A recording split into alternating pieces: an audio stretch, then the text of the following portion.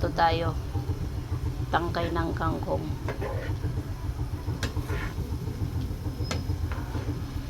Tangkay ng kangkong, sayang naman eh. Kinuha lang natin yung dahon. Itong tinira, yung mga lagyan lang natin ng ulo ng hipon, sili, yan. Para pampagana ng kain. Masarap yung medyo maanghang-anghang.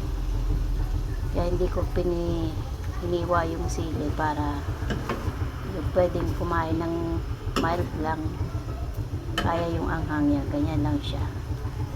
Sandali lang to, mamaya kakain na tayo. Yan.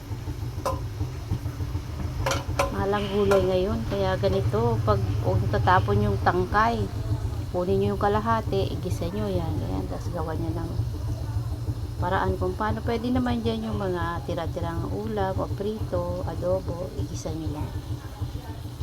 Yan, maya-maya kain na tayo.